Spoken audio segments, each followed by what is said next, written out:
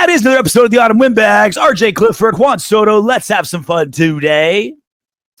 Free agency officially underway. We're recording this Wednesday night. Wednesday, of course, start of the new league year. I had an epiphany just a few hours ago, Soto. Oh, yeah? Is that like a new, is that a candy bar or something? No, it was lightning struck my brain. I was speaking with Mrs. Clifford, also a Raider fan, but she's like a girl Raider fan. Like she knows, if I've talked about her on the show, like she, has got the gear, knows to boo the Chiefs, Chargers, and Broncos. She I just had to explain to her how we don't hate Tom Brady anymore. Like she's a cheerleader. She knows her role, but she'll get there. Doesn't follow the team, right? She doesn't she has her favorites or whatever. She doesn't really follow the team quite as much. And I was like, she's like, who's our quarterback again? Like Geno Smith. This is one you actually need to remember, right? You can forget about Gardner Minshew, Jimmy Garoppolo, all those other guys. It's okay to forget about those guys. You need to remember Geno Smith. This is one to remember. She's like, I don't even know who's on the team anymore. She's like, you have your boyfriend, Maxx Crosby. And then she's like, Jacoby? Is there a Jacoby? And at first, I think she actually thought of Josh Jacobs, but I was like, technically, you're right. There's Jacoby Myers, our receiver. Like, yeah. She couldn't name more than two players on the team. And that's because our star positions, there's no stars. Like when it was Derek Carr, Josh Jacobs, Darren Waller, Hunter Renfrow, like Devontae Adams, Pro Bowlers at sexy positions, like she could name like 5, 6, 7, 8 players, Now it's just like, we just don't have stars. And this was just it was an epiphany because I'm like, okay, yeah, like fundamentally we're sound and Brock Bowers and, Geno Smith is underrated and we just need this X, Y, and Z. It's like, no, dude, we got no names everywhere. It is a no-name team. We got to keep hitting this draft. And I think we need a couple more stars in free agency. Break the bank on one or two dudes at premium positions that we desperately need, places where you have big holes. It was an epiphany. The lack of Raider knowledge of this roster for my wife. I mean, it's what we've been talking about, right? That's why one of the reasons I did a mock draft, and one of the reasons why I wanted to trade back with our first round pick to pick up more picks, because I want to go big game hunting, and I want to get those stars, and then we just fill in with these 1-year flyer guys, and we're going to need some, rookie guys that are cheap to fill out a roster. And we need star players. We don't have any. We just don't. We have two. We have 2 star players. That's it. Yep. And for a lot of time, we only had one. Last year, we had one. We had Brock Bowers at the end of the season. That was it. After Maxx Crosby went down, and even a few weeks before that, Maxx Crosby wasn't playing like that because he was hurt. So we just need better players across the board. This is not a situation that's going to be an easy. Does that mean we can't win next season? No, because there's a lot of things that can go right that went wrong the season before. Yep. But we need to get on it. It taught me 2 things. It was, one, the turnover, right? Like she knew who Derek Carr was. He's the quarterback for 9 years. You knew who Josh Jacobs was. He was a running back for 5 years. There was consistency, right? Like she knew okay, this guy's been on the team 3, 4, 5, 6 seasons. There's only 4 players on the team from the Oakland days. Oakland wasn't that long ago, there's only 4 players on that team, on the team from those days. There was that part. And 2, in fairness, she knew Darren Waller because she thought he was hot, like every other red-blooded woman in America. She thought Hunter Renfrow was adorable because he looked like, a 36-year-old accountant that was getting 100 receptions. So she had little reasons to like guys. Maybe I just need to be better at giving personality quirks in each guy. Look at Brock Bowers' hairline. You're not going to forget that guy. You're not going to forget that. Malcolm Kuntz. What a fun name. Little flashcards. Yeah, little reminder, little brain teasers. How do you know this guy? Like Michael Scott in The Office when he was remembering everyone's name. Baldy. Yeah, for the Black lady. Mexico. All right. So with that said, we are currently underway in trying to make this roster awesome. Super Bowl winning roster is the goal. So let's rank, because we've gone through a pretty good amount of we did a lot of live shows, talked about Geno Smith, extensively. After day one, we did a live video hitting everyone extensively. So let's rank everyone we've picked up, and then let's rank everyone we've lost on how bad we're going to miss them or whatever criteria we want to do. Additions. There's been 9 additions. If you count the extension of Maxx Crosby, we'll count that just because. Adam Butler, Alex Kappa, Jeremy Chinn, Maxx Crosby extension, Lonnie Johnson Jr., Malcolm Coots extension, Elandon Roberts, Geno Smith for a trade, and Eric Stokes. Number one acquisition, trade, or extension. What do you got, Soto? I mean, it's Maxx Crosby. Mm-hmm. He's the best player out of the whole group. Close second is, I think, Maxx is the best player of the group for sure. I do love that it's like now he's locked up for 5 years, which times out perfectly. 32, we could reassess. Like he could easily cash in for his like third big contract for sure, possibility. But then let's say, plan every down for at that point to be what, 10 seasons?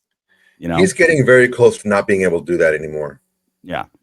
So it's getting there. I think the timing's right. Lock him up for half a decade, and then we'll reassess where he's at. I think timing's really good on that one. I think Geno Smith that's number 2. Geno Smith. Gotta have, and the value of it, right? 3rd round pick. They still know what the contract's going to look like. Whatever extension they're going to do still yet hasn't been done. Kind of surprised that by now it's not done yet.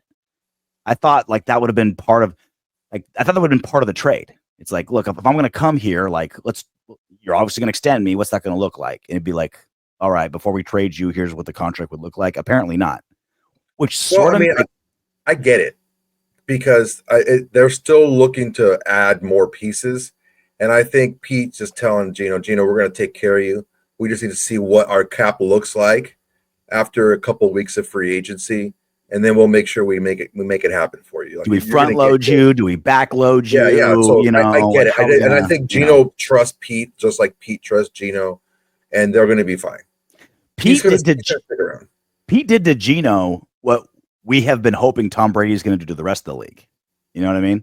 Like, yeah, you're not going to turn down twice the salary to play for Tom Brady than someone else. But it's like, hey, you trust me. Come on over. We'll figure it out. You'll get paid. We're just not sure how to do you know what I mean? Like the little, like picking up the gray area, cutting some corners, right? And then we saw it kind of happen, right? Ben Johnson, we got an interview with Ben Johnson. Didn't think that even that, like we didn't think would happen, right? Things like that. Like Pete Carroll literally did with Geno Smith what I'm hoping Tom Brady will do with players, coaches, execs, whoever, for as long as he's a minority owner. It worked out for us, definitely. And I think the people that are still a little bit wary about Geno Smith need to go and need to watch videos of people in the NFL talk about Geno Smith. Mm-hmm. You don't need to watch tape and any breakdown tape and any of that junk. You don't have to do that.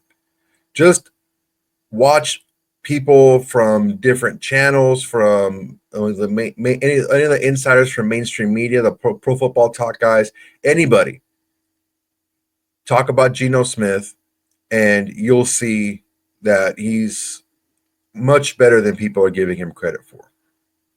I'm as guilty as most. My very first thought, Geno Smith, I'm just looking at him in New York Jets green, being like, really? Like, that's the best we can do? Like, that's because that's got stuck in my mind, right? He was with the Jets 6 seasons, whatever. Like, he was there for a while. And of course, the Jets poison every single quarterback that goes through that goddamn building. And so it's taken him like half a decade to get that stink off with so much of the fan base. But yeah, seriously, like DeSoto said, like, even the stats, even his basic stats, you're like, okay, that's pretty good. And then you realize, he had an off year last year, and he was like number 4 in yards and number 3 in completion percentage. Like, dude, with the 4th worst O-line in football, with the 28th ranked running game in football, a defensive coach he never jived with, like, he literally had the least amount of time to throw in the NFL last season. He was dead last. in time to pressure. And I get it. Like if you guys are still not sure on Geno Smith because you just remember him, like I can't even get mad at you because I did the same thing. But just trust us. Just like dive. Don't trust us. That's what I'm saying. Don't trust us. Go do your work yourself. You can sit there and just be blindly say I hate the guy. Go listen to people talk about him. Dig 6 inches deeper. Yeah. You'll find everything you need. And the deeper you go, the better he'll start to look. Seriously. Like you'll just get past. Watch the tape. Don't lie. I'm going to give you a free plug. Tape don't lie. Watch their video on Geno Smith. You'll see. The longer this goes, the happier I am with the move. Now, again, we need to make sure we need guards. We need a run game. Like we got some work to do to make sure he's not. Yeah, we don't want to be freaking Seattle South. You know what I'm saying? But even then, even as let's say right this second, like this roster doesn't get any better than it is right now. 10 games for let's say for sake of argument, right? This roster's the same as it is now. It's basically what he had in Seattle, and they won 10 games, like you said, through 4,000 yards, 70% completion percentage. Just him throwing to Brock Bowers and running for his life, and the no run game. Like he still played good, and above average numbers with trash all around him. Top 5 in a couple of categories. That's way above average. So that's number 2, arguably number 1. Even though Maxx is a better player, I think the move might have, you can argue it all you want. 3, I might say Jeremy Chinn only because of only because he replaced moehrig. Like we desperately needed to fill that role, and we got a guy that cost almost like a third as much. That's 90% of the player in a lot of aspects. I might even go that far. I think Jeremy Chinn is a lot better than people give him credit for. But I mean, look, if you want to look at it from that perspective, then Malcolm Kuntz replaced Tyree Wilson. That's a huge upgrade. We didn't have him last year. And Jeremy Chinn, it's a 2-year deal, right? So it's not like there's we're gonna be doing a lot of like 1-year rentals, 3-year, prove it, we'll figure it out. But at least we got 2 years out of Chinn. Proven commodity. I would give it him 3 years. Maybe extend him if he's you want to have to extend these guys. That means they're playing well. You don't want to get guys and just cycle them right back out. You don't want that revolving door. You want to build a team, and part of that is developing the guys that you have. So 3A, 3B, Chinn, Jeremy Chinn, Malcolm Kuntz. The Malcolm Kuntz one, before we went live the other day, like before you came on, I spent like 10 minutes on Kuntz. I'm like, dude, the amount of like 1-year, $3 million prove it deals that are out there for like every other position. But if you're a defensive end, a prove it deal is $12 million. It's so good to be a defensive end in the NFL. Position, man. Dude, he played half of one season well, played really well, had season-ending injury. Like other teams don't know. They don't have his medicals. They don't know if he's healthy or not, right? We do. And he's still getting $12 million as a prove-it deal. That to be a defensive end in the NFL. That linebacker from Steelers, 1 year, $3 million on a prove-it deal. Like he's had way more production than Kuntz. Way more. But linebacker versus end. $12 million. Here's $12 million. Prove to us that you can do the job. It's so crazy. The Kuntz thing, it's like his first season, he's a rookie, didn't play much. He was behind Ngakoue. Mm-hmm. Second season, it was Clay Farrell, Nassib. Those guys were getting a lot of the snaps at the end, defensive end. And then he was behind Chandler Jones. Actually, no. That was first season was Ngakoue. Second season was Chandler Jones. Third was Tyree. Third was Tyree Wilson. And then when AP took over, that's the first time that Malcolm Kuntz got starter snaps and he balled out. Every other time he was a backup, and he was better than the guys that were in front of him. He was better than Ngakoue. He's more well-rounded, at least. He was better than Chandler Jones. He was better than Tyree Wilson. For whatever reason, they didn't want to play him. I mean, we know the reasons, right? Chandler Jones paid a ton, Ngakoue paid a ton, and Tyree 6th overall, right? So they're like, okay, Yeah, we so knew that why. that's Not good reasons, we know. but We know why. valid. But yeah, fucking AP goes in there and doesn't give two shits about who, and guess what? Pete Carroll's the same way. If we draft a guy in the 7th round, he ends up balling out. Guess what? Sorry, Malcolm Kuntz, you're going to be sitting the bench. But he's there now, and he plays anything. Whenever he's gotten extended snaps, he's played well. So when I hear that a lot, like, oh, we're paying him, and he only played a half of a good season. Well, he should have played more.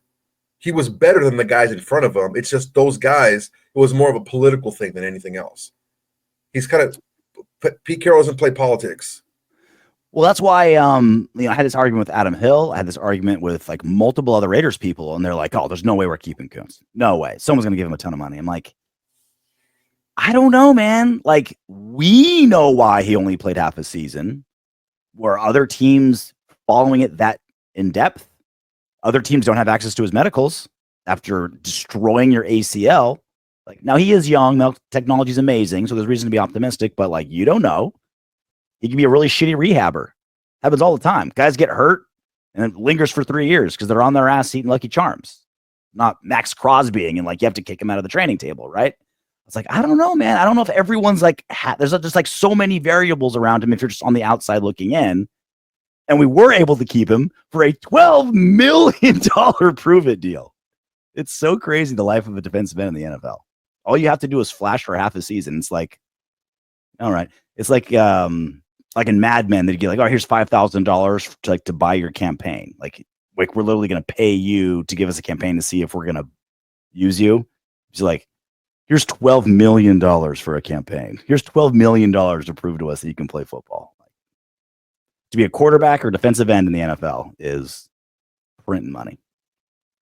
It's great for him, man. Like we talked about on the live show, it's the perfect deal. Mm-hmm. Because, I mean, Malcolm Kuntz didn't want to sign a multi-year deal for crap money because he's losing money every single season. He bets on himself. The 1-year deal for decent money, but he plays like he did the second half of 23, and the Raiders are going to pay a lot more for him next year. And what better place? And the Raiders want to. The Raiders want to. They don't want to. They don't want to tie themselves to a guy that just came off a season-end injury. So we'll give you the year, but we want to have to give you that money. That means you're playing that well. And what better place if you're Malcolm Kuntz to be like, I'm going to thrive here than back at the Raiders with the same defensive line coach, same defensive coordinator, Maxx Crosby on the other end, Christian Wilkins maybe sitting right to your left. Like you're like, okay, it makes sense. If I like the prove it deal isn't just for the Raiders, it's for the other 31 teams as well, right? He's like, if I'm going to look good, let me stay at the Raiders. So he had every reason to stay here.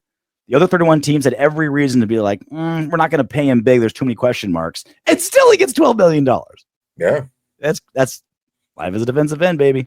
It's money's thrown your way. Those top 4 were pretty easy. What's your number 5? Maxx, Geno, Chinn, Kuntz, in whatever order. Then there's a pretty big drop off. What do you got? What's your 5th best pickup? Re-signing, trade, free agent. Adam Butler? Probably Butler. I like the 3-year 16. I like the number 2. 3 years, $16 million. It's good. It's good like money. He's ascending. He's getting better. Adequate money. Yeah, I think he pairs well with Christian Wilkins. They're about the same size. They're both about 6'5", 320. Big dudes. And they both can get after it, man. So their one, I like the Stokes one as well. Stokes and Roberts, kind of in that order.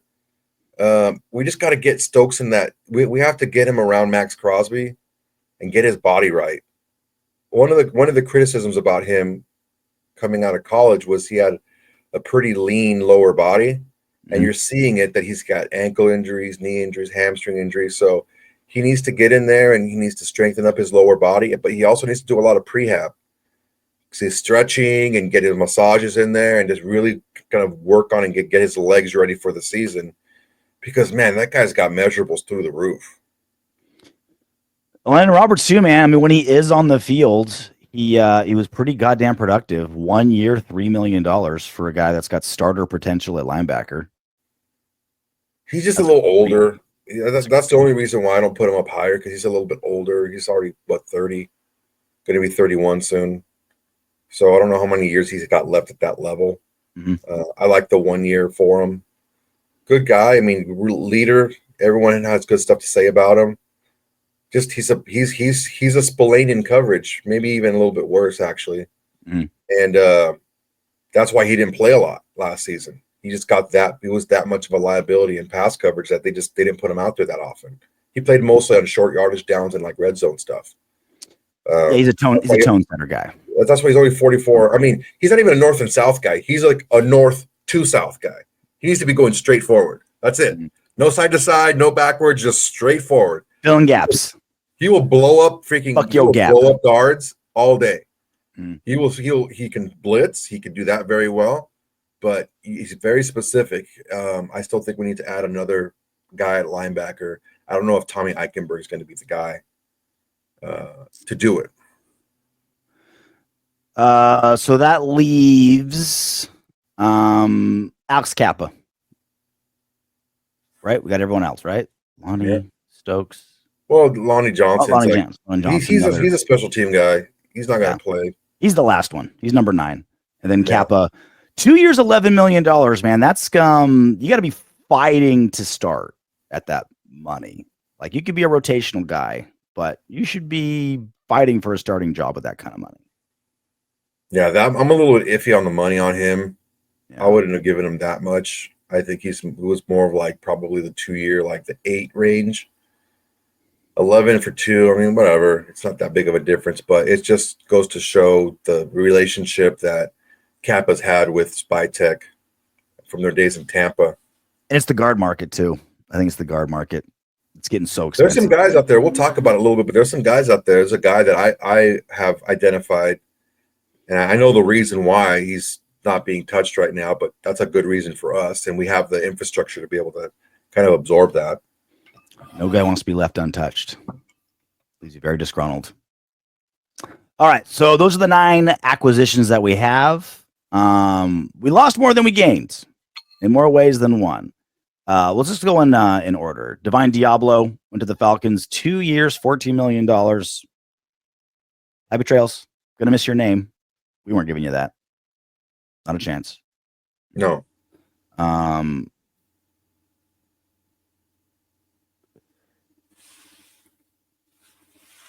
Spillane, 3 for 33.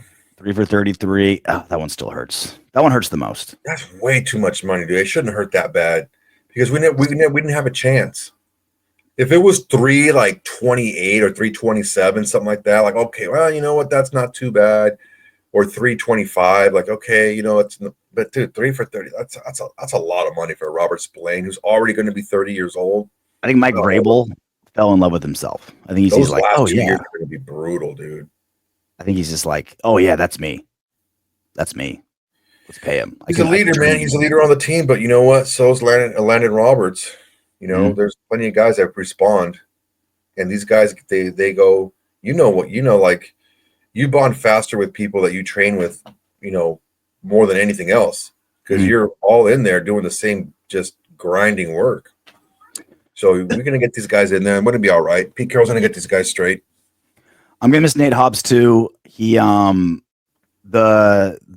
first number, right? 4 year, 48. You're like, okay, not a chance. And these was only 16 million, like almost a fourth of it's guaranteed, which is like, okay, they're not dumbasses in Green Bay. They're like, okay, we know you can't stay healthy.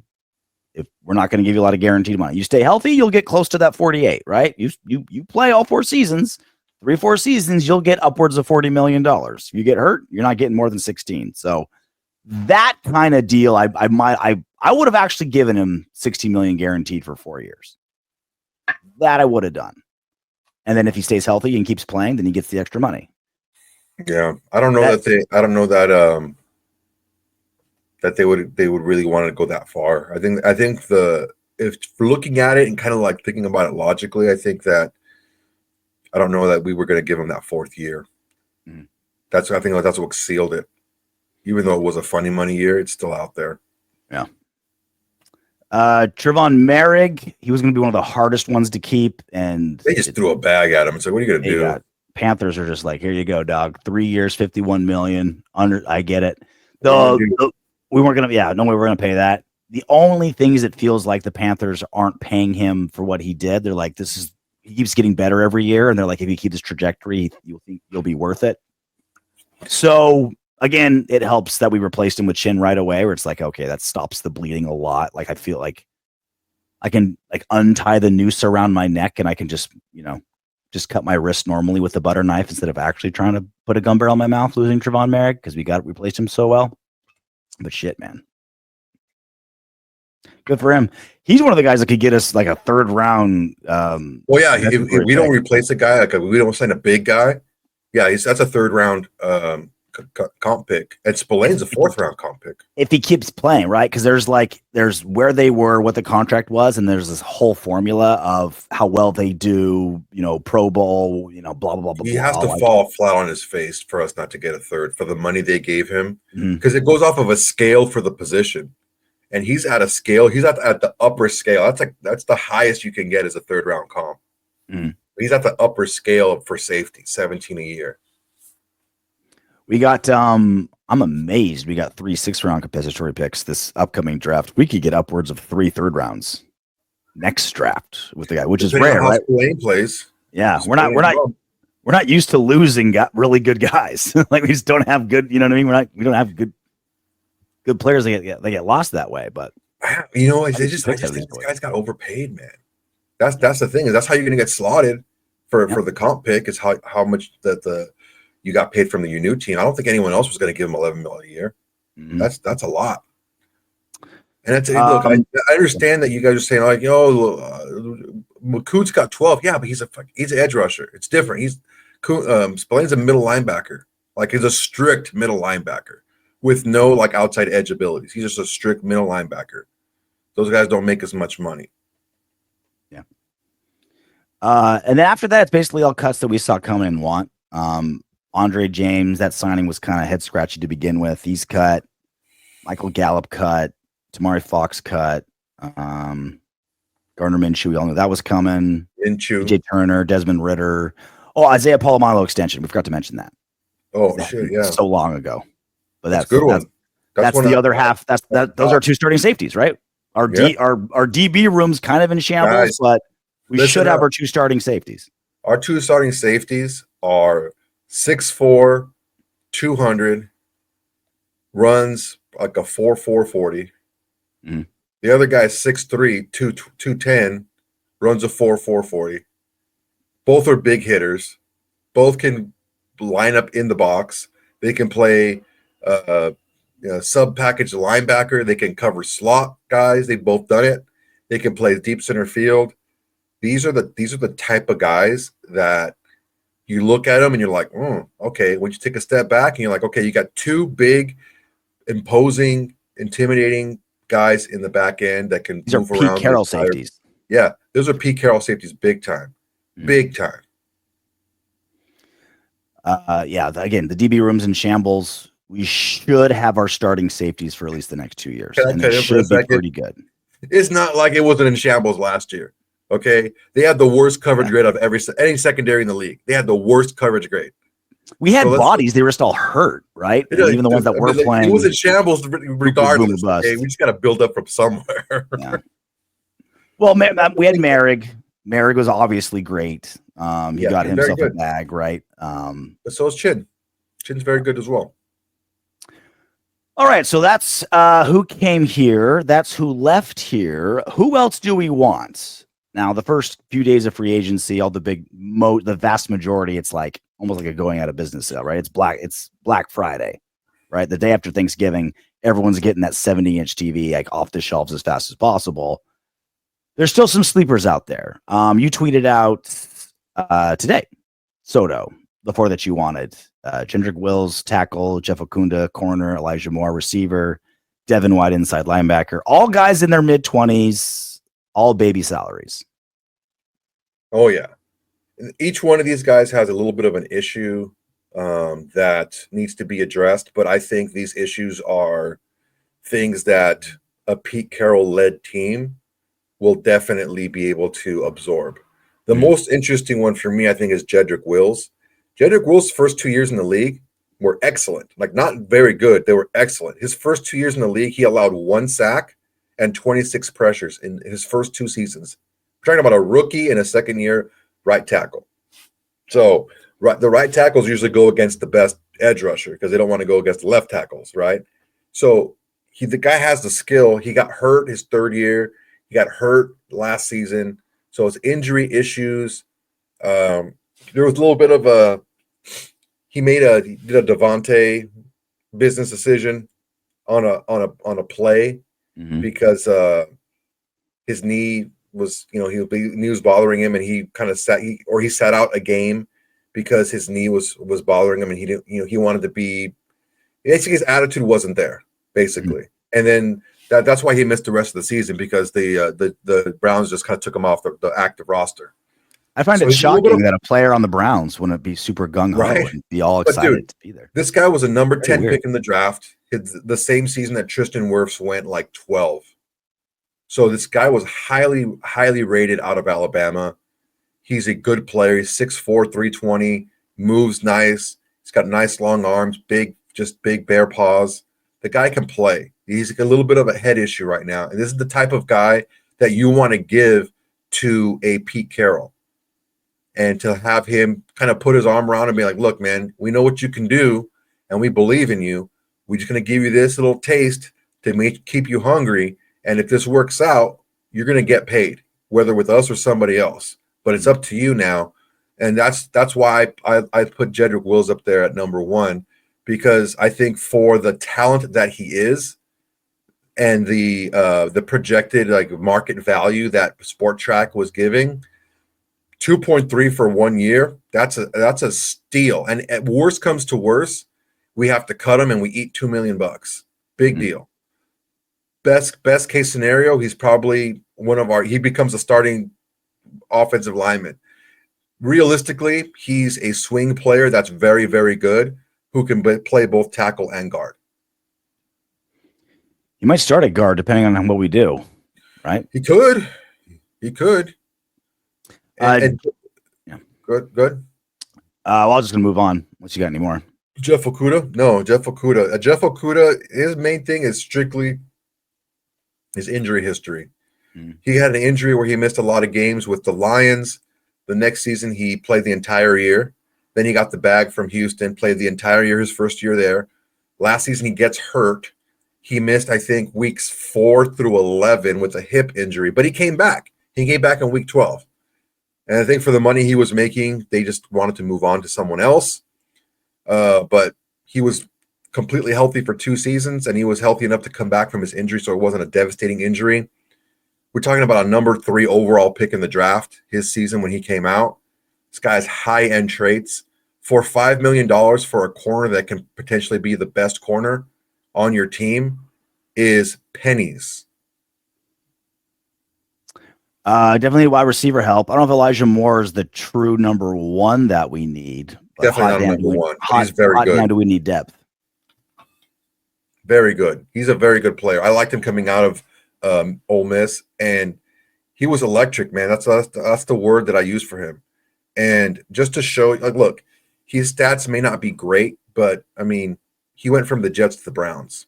With all the quarterback issues they've been having at those 2 places. You can't put it all on him. Last season, name me the quarterbacks from the Browns last year. They had a lot, and they weren't all that good. And he had 61 catches for like 900 yards. So even with all that, he would still be able to put up numbers. I think for $4.5 million, I think it's a ridiculous number for him. I would sign him for 4 years. If we're only paying him $4.5 a year, I would sign him for 4 years, because that's a steal going for Elijah Moore. No injury history issues, nothing like that. Fucking speedster, dude. 4.35 40. Like, he's still not like the big body X that we desperately need, but we'll take another speedster all day long for that money. I mean, when you're talking about a Chip Kelly offense, you're talking about a lot of screens, a lot of slip screens, a lot of bubble screens, a lot of things behind the line of scrimmage where he can make things happen, getting guys out in space. The more guys like that you can have, the better. Because this guy, he also fights on the outside too. He's not just a gadget guy. He goes out there and he battles. So Elijah Moore is a really big name to keep an eye on. He was born in 2000. Yeah, he's 24 years old, dude. That's That's a crazy. baby. Just a baby. And then Devin White. He was 17 his first college season, I think. He's one of those guys that his mom had to like sign the waiver for him to play football in college. Yeah. Every year in college wrestling, there's always like one guy that like turns 18 in like October, and like their mom literally has to like come to the like facility and sign and like sign the paperwork because they're still 17, not legally an adult. They're like and normally they were studs because they're just like, oh fuck that, I'm always the youngest because like you're always the youngest, right? Schools. Yeah, like I held my daughter back for sports activities. She's gonna be the oldest in her grade every single year. She's 5. I already did that, and these guys are like the opposite end. It's like these guys are 2 years younger than what my daughter will be, like 20 months, right? So they're used to not being the superior physical talent. They're always used to having to play from behind physically. Then you get to the NFL, and now it's amazing that you're 24 and you got all these years in the league. Yeah, you're a young guy. Mm-hmm. Then Devin White, ironically, could end up back with the Raiders after getting not drafted by the Raiders and causing a stink about it. I didn't see that coming. Yeah, his last 3 seasons before last season were 100 plus, 500 plus tackles, 5 plus sack seasons. Mm-hmm. Last season, for whatever reason, he had less than 200 defensive snaps. He wasn't injured, from what I could tell. I looked at his transactions and I looked at his injury history, and I didn't see anything. So I just don't know what happened with him. It's weird that Houston again would let him go. Maybe he just didn't fit what DeMeco Ryans wanted in his linebacker. I'm not sure. But a guy like that with that type of skill, with over 100 tackles, that many years in a row, an integral part of a Super Bowl winning defense. I don't know, man. I don't know what. He's still really fast. He's still, could tackle, I guess. I mean, I don't understand what the issue was. That's the head scratcher for me. But again, at $2.3 million, why not?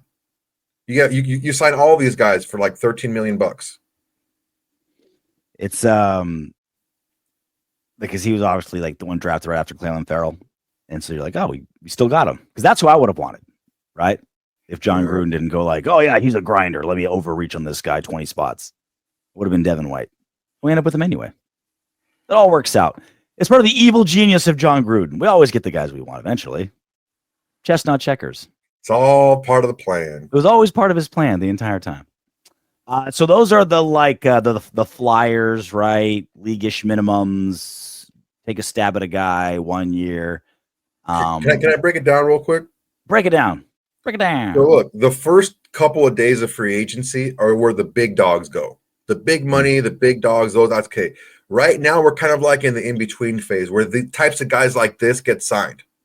And these are the type of signings that make or break a roster. Mm-hmm. You get a couple of these guys who have really high-end traits, but for whatever reason, they need a new coat of paint, need to go out to another territory and learn a new hold and come back, right? Come back here with a new fresh mindset, maybe a little bit better strength and conditioning and rehab and all that stuff. Maybe they're a little bit healthier. Who knows? Because I'm sure like Eric Stokes, he's going to want to spend some time in the facility now that he didn't spend in Green Bay. I wonder why. Would you want to spend time in Vegas or in Green Bay? Mm-hmm. I'd be in the facility every day.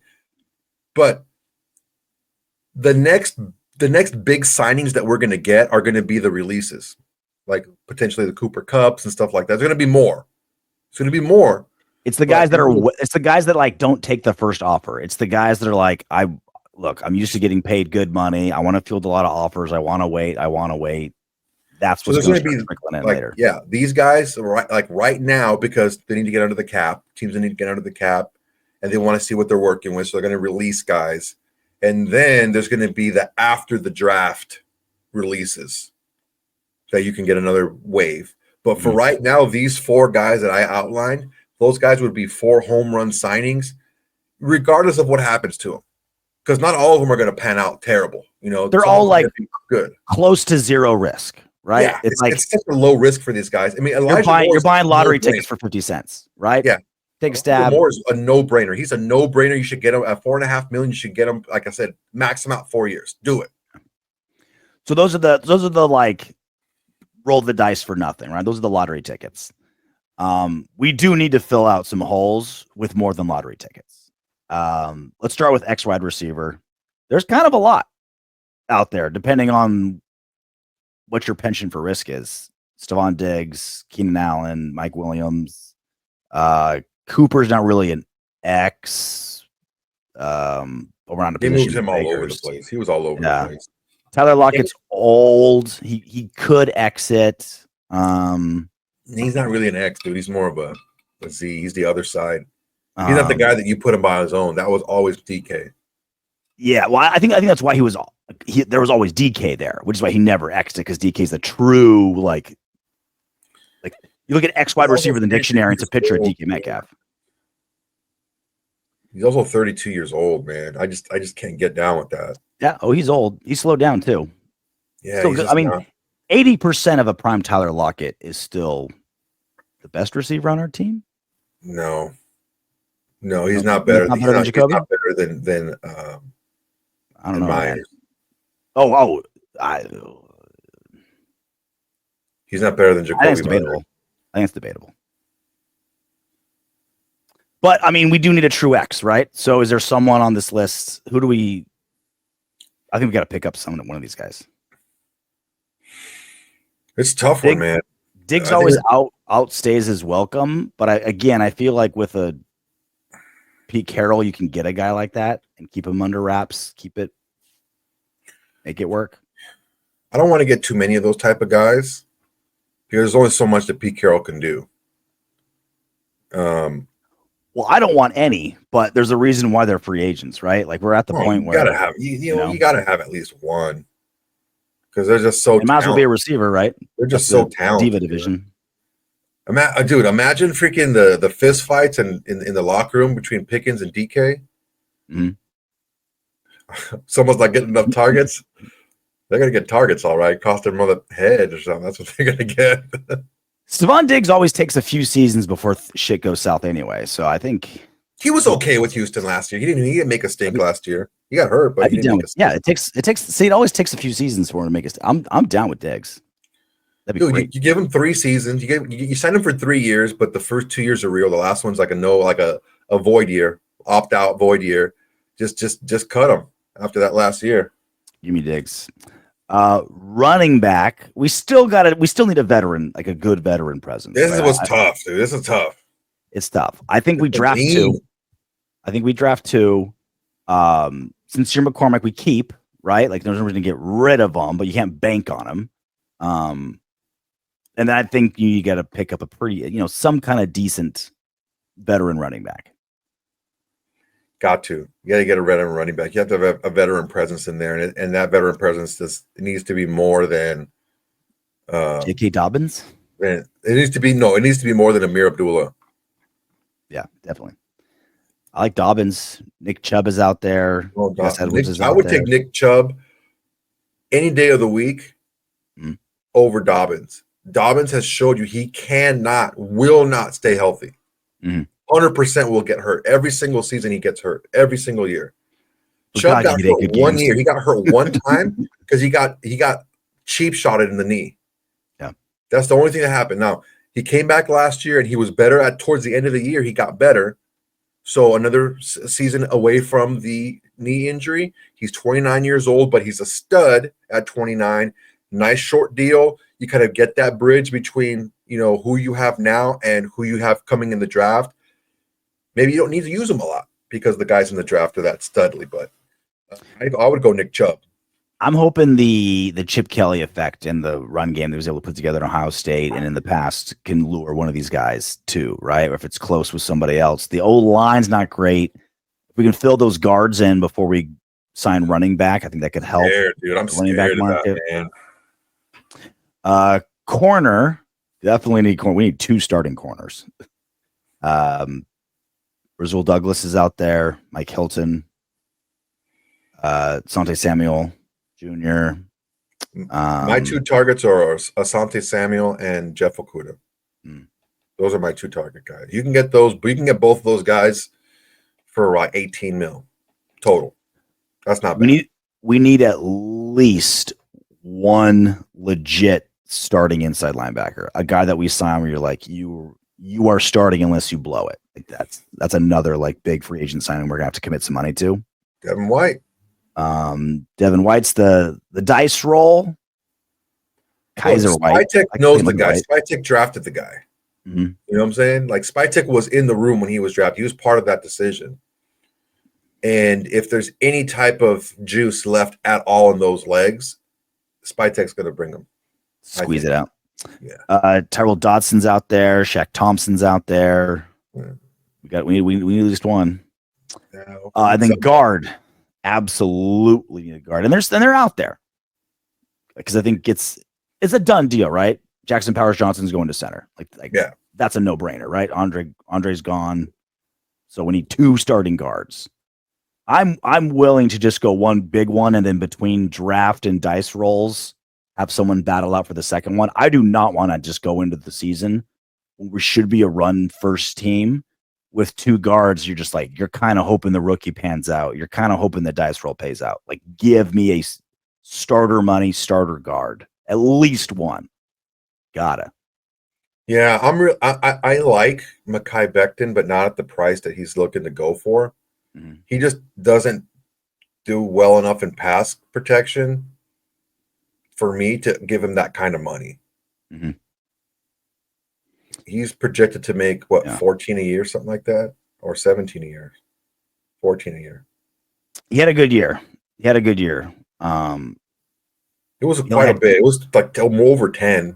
I mean, he's only 26 years old, played for a Super Bowl team, and only made $2 million last year. So he's gonna get paid. I mean, I would pay him pretty decent starter money, right, at that age. Yeah, I wouldn't hate it. I would like it for us to spend on a guy that's a little bit more well-rounded. But you're right, the age is a positive. He showed he can stay healthy last season. He's still a freaking just a bulldozer in the run game. He's a wrecking ball. Mm-hmm. He's like him and Jackson Powers Johnson next to each other in the run game it would be scary. And then Tevin Jenkins I like too. Yeah. He got like the whole line, obviously, like with Caleb Williams getting sacked like an NFL high amount of times, like the whole line got kind of just like a stink on him. But that wasn't his fault. Like he only had four sacks attributed to him or something like that, with Caleb Williams running everywhere and running for his life, you know? And he was the guy that was like kind of hurt for a long time and was able to stay completely healthy this season. So he should, again, like with his age, he's only 27. He won't be cheap, but he should be affordable. There's some guards out there. I know the guard market was crazy last offseason. There's kind of a lot out there of like good age, only like one knock on them, which is why they're a free agent. We need to get. We need to. We can't do the same thing we did last year, and just roll with what we had. We need to create more competition in that room, because right now the competition is not very good. And I understand that people are like, "Oh, well, you know, Jordan Meredith graded this high." Yeah, have you watched him play? Yeah. There's a difference between blocking a guy and manhandling a guy, and we want guys that manhandle guys. Giggity. So yeah, we need like 4 not dice roll free agent acquisitions. We need 4 like, all right, we're gonna commit starter money to a dude type guys, guard, wide receiver, veteran running back, and corner. At least one of those each. Yeah, one of the good things about a lot of the guys that we talked about today was that they're not going to require long-term contracts, because Spytek likes to build through the draft, and Pete Carroll does as well. And they want to kind of create that kind of bridge time between the guys that they sign to make them competitive to win now, plus make them flexible in a year or two down the road to be able to kind of bring those rookie guys up and give him more playing time. Yeah. So the guy, we don't have to sign him for a long. I mean, I think Becton probably out of all of them, Becton would be the longest contract, but the other guys will sign for a year, 2 years. It's so much more fun doing this when we have a quarterback.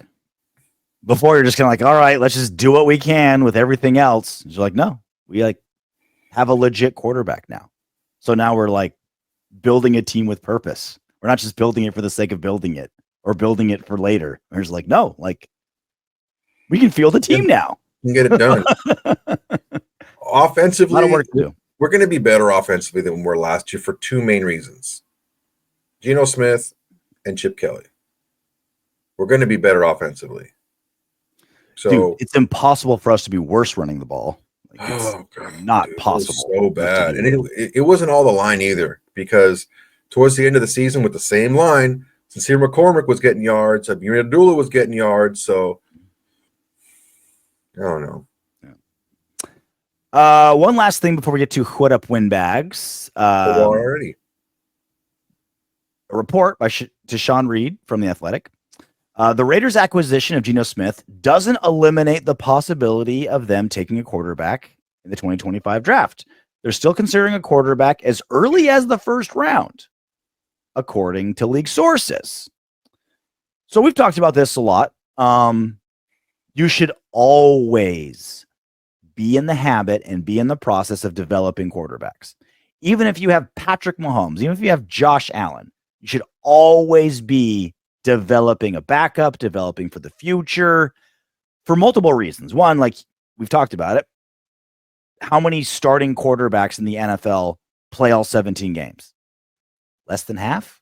Like backup quarterbacks play. Like if you have aspirations and your starting quarterback rolls an ankle and is out for 4 weeks, you can't just be like, all right, we're going to go 0-4. It's like, nope, you need a guy to be able to step in there and just kind of keep the momentum going, right? Just kind of plug in there and, halt the bleeding as much as possible.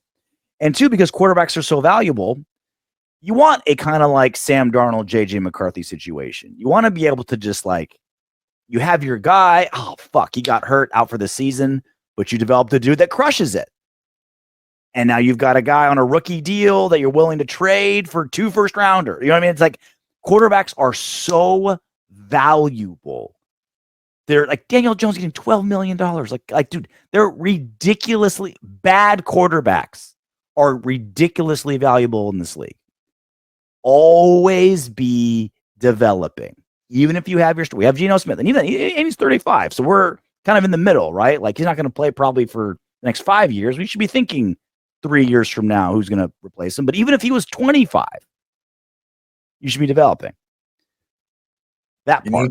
You need to. That's the thing is the good teams are constantly doing that. They're constantly developing, and they're constantly doing it in a lot of the premium positions. They're getting young guys, and they're pushing and getting the young guys to push the veterans. And especially at quarterback, it's a little bit more, of course, it's more valuable to do it with the quarterback because of the nature of the position. But we have to wrap our heads around using a premium pick on a quarterback at least every other year. I have 2 words for you. Matt McGloin. We had the best Raiders season in 20 fucking years. We're going to the playoffs. All we need is a decent quarterback play after Derek Carr gets hurt. Just give us just stop the bleeding. You know what I mean? If we win that last game with decent quarterback play, we're the number 1 seed. We lose. Now we're on the road. And Matt McGloin torpedoed the best Raiders season we've had in 20 years. Because the Raiders, for whatever reason, never developed a backup quarterback. Never bothered. And it wasn't just Gruden. It wasn't just... It was Del Rio. It was everybody. Del Rio. For whatever fucking reason, we just did... We're not going to develop a backup quarterback. We're just not going to bother. It doesn't make sense, man. It doesn't make sense. I think after 2016 that every Raiders coach moving forward would be like, oh, yeah, like the best Raiders season in 20 years was torpedoed because Matt fucking McGloin was just tossed in there like a dirty shirt in the laundry. And he played like a dirty shirt in the laundry. We lost to the Houston Texans that we had beaten soundly earlier. And they also had a backup quarterback.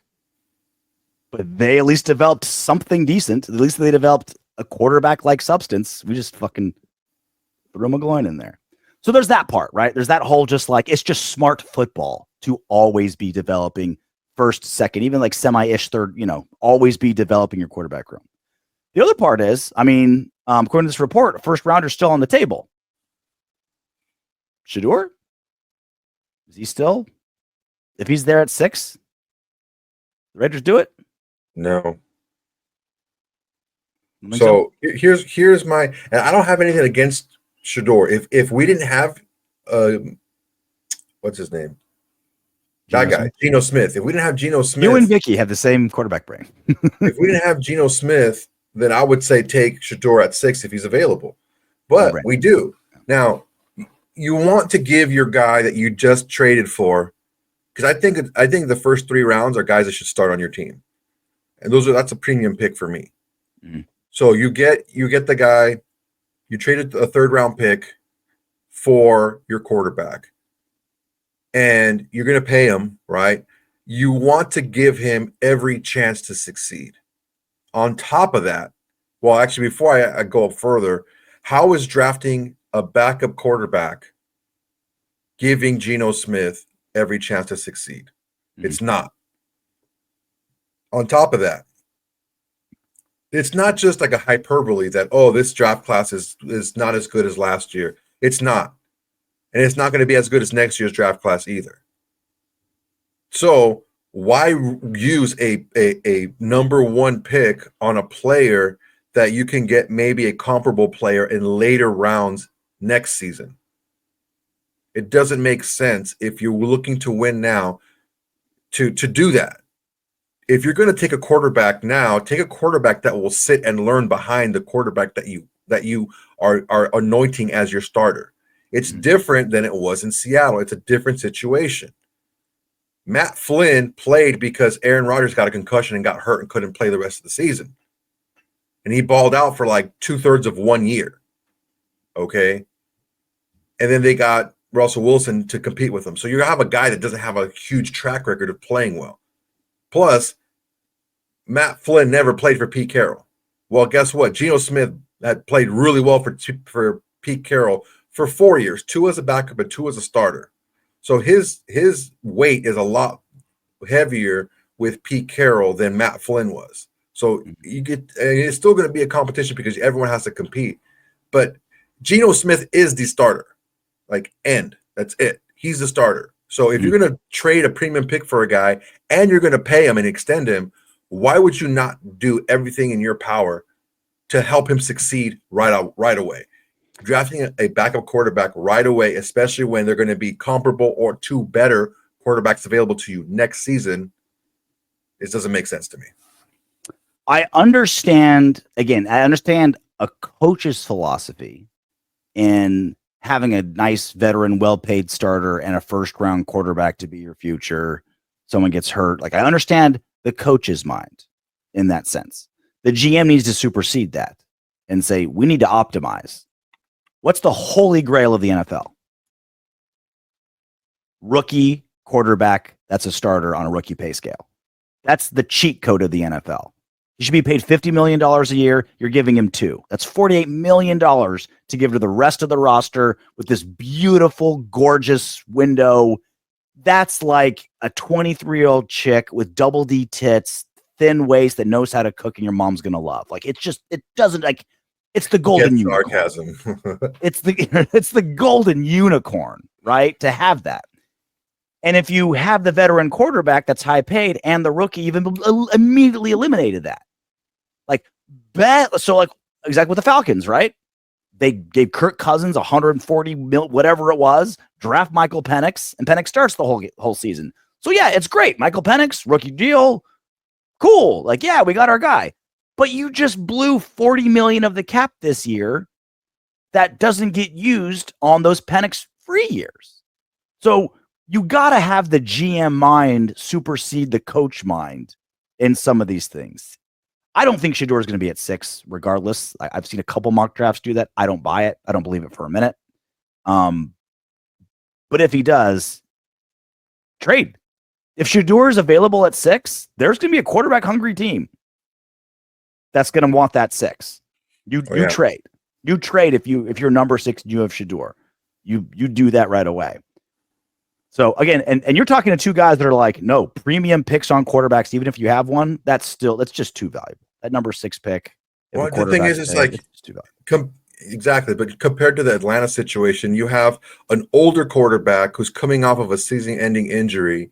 It's a different situation. There was a much higher probability that you were going to have to replace your starting quarterback of Kirk Cousins during that season because of the injury history. So it's a different situation. Plus, Kirk Cousins had never played for Raheem Morris. Well, that's my point. Is like it was a giant failure on the GM and the team in general because there was no good scenario. There's no perfect scenario, right? Like I think they did what they should have done because of the big question marks. There's no question marks with Geno Smith. You don't sign him to a 4-year, $140 million if you're like, if you're not confident, right? So it's like more about the draft. Yeah. That's what I'm saying is like, there was no course of action. Every little decision was disjointed from the others. And that's why you ended up, they got lucky.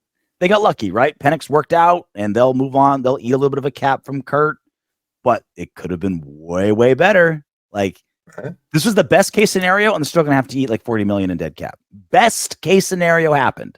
Yeah. And it's costing them. So, all right. Ready to do some what windbags? Yeah, man. Let's do it. Sam Demand. Thank you so much for being a member, longtime member. Okay, RJ and Soto. How many wins with Geno next year? I swear to God, we're not copping out. This isn't a cop-out answer. But it is impossible to separate Geno this season with all the other changes that happened this season. It'd be like in January. All right, RJ and Soto, how many wins does Tom Brady get this season? In February, okay, RJ and Soto, how many wins does Pete Carroll get this season? All right, RJ and Soto, how many wins does Chip Kelly get this season? And now here we are with Geno Smith. Hey, okay, well, if he's good, then guarantee a win total. It's like, it's just a completely different team in like 6 the most important ways a team can be. So we can give you a win total, but it's going to be a new basically owner running everything, a new GM, a new head coach, a new offensive coordinator, a new quarterback. Like a new running back, a new running scheme, new interior offensive lineman, 5 new starters on defense, a new extra dude. Can we find out who these players are first? And then we'll give you a total. I think it is a fair question to be like, okay, how many, not in March. If it was just, well, look, again, in imagination land, right? You add a quarterback to a team and you're like, all right, I think it's a fair question to say, how many wins does he add or take away? I don't think that's an outrageous question. We can't give you exact answers until we get closer, but I think that's like, okay, how good is this quarterback and how many wins is he going to prove from last season, or how many more losses does he get from last season? There's just like, I was asked this question about Pete Carroll a month ago. All right, well, how many more wins do the Raiders have next season? It's like, is that going to be Pete Carroll's duty? Are we going to give praise to Pete Carroll for it? Are we going to give it to Geno? Are we going to give it to Tom Brady? Are we going to give it to whoever our running back is? Are we going to give it to Chip Kelly? Like, that's the other problem with always giving quarterback wins, like having QB wins be a stat. It's so fucking stupid. It drives me nuts that like QB wins are attributed to quarterbacks. It's pointless with how different this team is in the front office, back office, quarterback room, running back room, wide receiver room, secretaries fucking room, janitorial closet. Like it's a whole different team. So yeah, if we have a ton of wins next season, no doubt Geno Smith's going to get a lot of credit for it. How much of that credit goes to him? Who knows? It's a new team. It's completely new. Like I, on the other hand, do not feel this is a fair question because we don't even know who's on the team yet. Mm. I could understand if the question was, okay, you put Geno Smith on last year's team, how many went? Because we know who was there. We know who played. We don't even have a full team yet. It's just a little bit, it's unfair because it's not a complete equation yet. Solomon Mitchell, again, thank you so much for being a member. RJ, you took the words out of my mouth when you said it all went south when he ate his boogers. We said that in synchronicity.